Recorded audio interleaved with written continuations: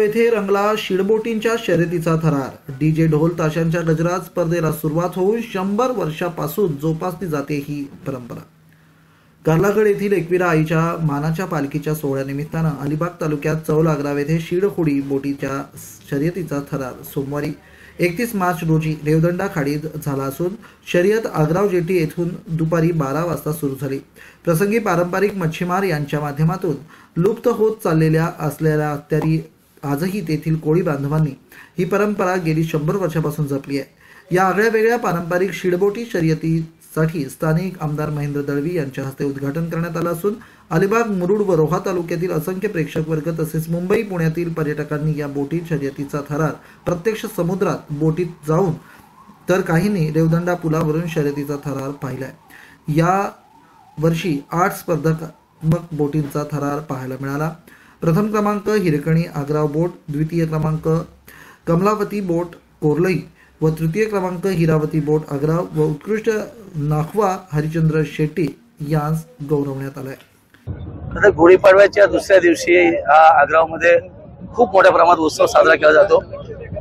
खरं तर पारंपरिक मच्छीमार जे आहेत त्यांच्या माध्यमातून या शिडाच्या होड्या जे आता लुप्त होत चालल्यात खऱ्या अर्थाने त्याचं प्रदर्शन या ठिकाणी बघायला मिळते। या परिसरातले किंवा कोळीवाड्यातले हजारो या ठिकाणी नागरिक हा आनंद उत्सव साजरा करायला येत असतात। हा एक वेगळ्या पद्धतीचा आनंद उत्सव आहे। जसं इतरस्त वेगवेगळ्या स्पर्धा असतात, क्रिकेट, कबड्डी, बैलगाडी, शूटिंग बॉल, त्याच पद्धतीने होडीच्या स्पर्धा आणि हे कित्येक वर्ष पारंपरिक पद्धतीने चालत आलेले आहेत आणि त्याचा आनंद घेण्यासाठी आज या ठिकाणी मी आलोय।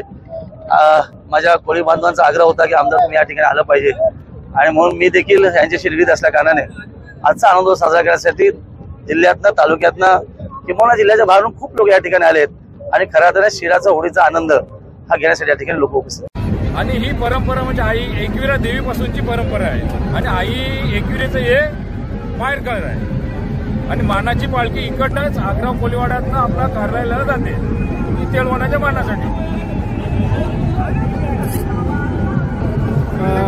किती वेळ चालतो आणि किती बोटी असतात?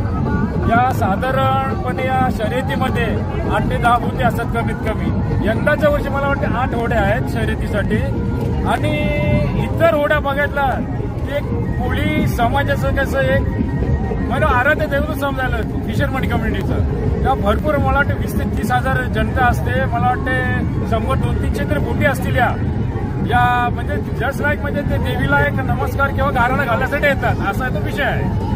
आता कोणाची बोट आलेली आहे? आता सध्या तरी धन्यामाला म्हणून शेट्टी परिवाराची एक बोट आता मार्गस्थ लागलेली आहे। हिरकणी धन्यामाला हिरकणी मार्गस्थ आहे आणि मातेच्या कृपेने धन्यामल्हारचा विजय हो ही आमची सर्वांच्या वतीने, आमच्या वतीने, सर्व वतीनं त्यांना एक सदिच्छा देतो आणि एक विनंती करतो।